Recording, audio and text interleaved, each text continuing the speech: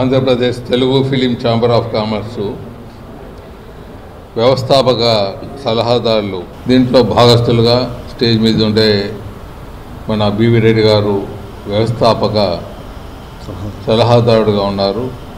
అంతకుముందు కూడా ఆయన చైర్మన్గా చేశారు. హైదరాబాద్లో ఉన్నప్పుడు ఈ film producers chairman chamber of కామర్స్గా చేశారు. చైర్మన్గా అనుభవం ఉండేవారు. వారి సలహాలు మరి అలాగే కరణ్ గారు అంటే దీన్ని ఈ రూపురేఖలు దిద్దేదానికి ఆయన ముందుకు వచ్చి మరి ఈ ప్రాంతం వాడు అంటే ఫిలిం నుంచి వచ్చాడు కాబట్టి దీని విషయాలు ఎక్కువగా ఆయనకు తెలుసు. మరి ఆయన ముందుకు వచ్చి ఈ కార్యక్రమాన్ని తీసుకురావటం, అలాగే మన కేజీ రెడ్డి గారు వచ్చారు. వారు ఈ ప్రాంతంలో ఎన్నో కార్యక్రమాల్లో అంటే ప్రతి సంవత్సరము ఆయన ఈ ఫిలిం వీళ్ళతో ప్రోగ్రామ్స్ పెడుతూ ఈ ఫిలిం కూడా సంబంధాల దగ్గరలో ఉండేవాడు ఆయన. మరి వాళ్ళ సంబంధికుడు కూడా ఈ ఫిలిం దాంట్లో చాలా ప్రొడ్యూసరు మళ్ళీ ఫైనాన్సర్గా ఉన్నారు చాలా దానికి వారు. మరి అలాగే సుబ్బారెడ్డి గారు నా లెఫ్ట్ ఉన్నారు. వారు ఇన్స్టిట్యూషన్స్ మరి కళల మీద ఎక్కువ అభిమానం ఉంటారు. వారు ఇక్కడ ఉన్నారు. మరి ఇక్కడ దాశెట్టి గారు ఉన్నారు. వారు మిత్రులు లీగల్ మ్యాటర్స్ ఏమైనా ఉంటే కొద్దిగా సొల్యూషన్ ఇచ్చేదానికి వాళ్ళు అసోసియేట్ అవుతారు. మరి ఇక్కడ మన కళాక్షేత్ర మన ప్రెసిడెంట్ ఉన్నారు.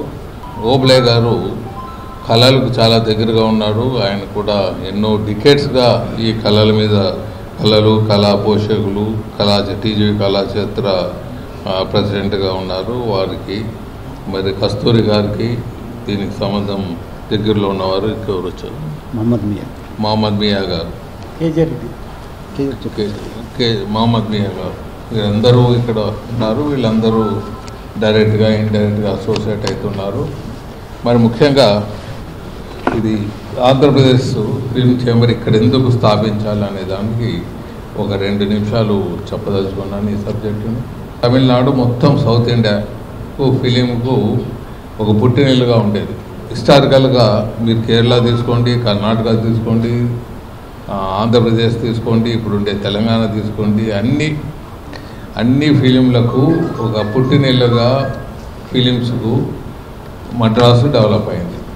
ఇప్పుడు తమిళనాడు అనే మద్రాసు, అప్పుడు మద్రాసు అనేవాళ్ళు, మద్రాస్ సిటీ మెల్బోర్న్. దీని వెనక ఉన్నదంతా మన రాయలసీమ ప్రాంతం వాళ్ళు, నాగిరెడ్డి, చక్రపాణి చాలామంది ఉన్నారు. చాలామంది ఈ ఫిలిం పుట్టినిల్లుకు మన వాళ్ళు శ్రీకారం చుట్టారు.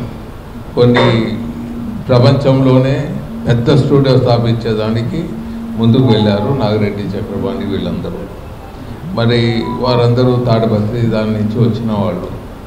మరి ఇంకా హిస్టారికల్గా వెళ్తే కళలు పోషించింది కృష్ణదేవరాయలు, రాయలసీమ ప్రాంతం వాళ్ళు. మరి దురదృష్టవశాత్తు మనం ఎంతో వెనుకబడుతూ వచ్చాం. బళ్ళారిలో కూడా ఒక ఇది ఉండేది, బళ్ళారి రాఘవులు, ఇంకోటి పేరు ఏదో ఉంది వాళ్ళది, ఆర్గనైజేషన్ పేరు ఫేమస్, బళ్ళారి రాఘవులు వీళ్ళంతా ఉండేవాళ్ళు. కళలకంతా పుట్టినిల్లు రాయలసీమ ప్రాంతం వారు, రాయలసీమ వాళ్ళు ఉన్నారు. దురదృష్టవశాత్తు మనం పూర్తిగా వెనుకబడిపోతున్నాం. ఇక ఇది గుంటగల్ నుంచి ఫైనాన్స్, రాయలసీమ వాళ్ళంతా ఫైనాన్స్ ప్రొద్దుటూరు, గుంటగాళ్ళు, ఇప్పటికీ ఫైనాన్స్లో మన వాళ్ళు డబ్బులంతా ఇచ్చే దాంట్లో మనమే ఉన్నాం. చాలా మటుకు ఫిలింలు, తెలుగు ఫిలింలు ఏమన్నా ఫైనాన్స్ చేస్తున్నా అంటే ఇక్కడి నుంచే డబ్బులు పోతూ ఉంటాయి ఈ ప్రాంతాన్ని నుంచి. మరి ఇన్ని హంగులు పెట్టుకొని ఇక్కడ ఫిలిమ్స్ అనేది ప్రొడక్షన్ లేదు మన ఆంధ్రాలో. మరి ఏదో నామకావస్థ చేసి కొన్ని సినిమాలు సబ్సిడీస్ ఏదో కొద్దిగా తీసుకునే దానికి ముందుకు పోతుంటారు. మరి మీరు చూస్తే ఫేమస్ సినిమా బాహుబలి కూడా మన కొండల్లో తీసిండేది, ఎయిర్పోర్ట్ దగ్గర ఉండే కొండల్లో తీసిండేది బాహుబలి. చాలా మటుకు అక్కడ కూడా ఫిలిం తీశారు. మరి కొండారెడ్డి బుర్జ్ అనేది కామన్, ఆ బొమ్మ కొండారెడ్డిని చూపుతారు, కొండారెడ్డి బుర్జ్ ఉందని అది కొండారెడ్డి ఇక్కడే వచ్చి షూట్ చేస్తారు, లేకపోతే బొమ్మన్నా పెట్టుకొని ముందుకు పోతుంటారు. అంటే ఇంత ప్రాముఖ్యత ఉండే ఈ ప్రాంతంలో మనం ఫిలిమ్స్ డెవలప్ చేసుకోలేకపోయినాము, ఫిలిం ప్రొడక్షన్ డెవలప్ చేసుకోలేకపోయినాము. కళాకారుల్ని ఇక్కడ ఉండలేకపోతున్నారు. మరి మద్రాసు నుంచి ఆంధ్రప్రదేశ్ తెలంగాణ విడిపోవటం, ఆంధ్రప్రదేశ్ తెలంగాణ కలిసి 1956లో ఆంధ్రప్రదేశ్గా సామూహిక ఆంధ్రప్రదేశ్ అనొచ్చు, ఆంధ్రప్రదేశ్గా ఏర్పడటం. మరి హైదరాబాద్కు మన వాళ్ళే, మన ప్రాంతం వాళ్ళు, మన రాష్ట్రం వాళ్ళు, తెలుగు ప్రజలు, తెలుగు రాష్ట్రం ఇప్పుడు ఉండే దాంట్లో ఉండే కళాకారులు షిఫ్ట్ చేసేదానికి ఎన్టీ రామారావు, నాగేశ్వరరావు వీళ్ళందరూ షిఫ్ట్ చేసేదానికి ముందుకు రావటం. మరి హైదరాబాద్లో ఫిలిం ప్రొడక్షన్ పూర్తి కావటం, అలాగే కర్ణాటకలో మొదలు కావటం, తమిళనాడులో కంటిన్యూ కావటం, కేరళలో కూడా మంచి ఫిలిం రావటం జరుగుతున్నది. ఇప్పుడు మనం ఆంధ్రప్రదేశ్ విడిపోయినాం తెలంగాణ నుంచి. సో మనకు ముఖ్యంగా ఈ ఫిలిమ్స్ ఇక్కడ ఈ ప్రాంతాల్లో ప్రొడ్యూస్ చేయాలి. మనం ఏదో ఇప్పుడు ఆర్గనైజేషన్ పెట్టేసాము, ఓవర్ నైటే ఇవన్నీ మాయబజార్ చేస్తాం అనేది కాకుండా మొదలు శ్రీకారం చుట్టి ఒకటి వాయిస్ చేస్తున్నాం. మరి ఈ వాయిస్ చేస్తున్నప్పుడు మీ అందరి సహకారం కావాలి, మీడియా సహకారం కావాలి, అందరి సహకారం కావాలి. ఒక వాయిస్ ఆరంభం ఇది.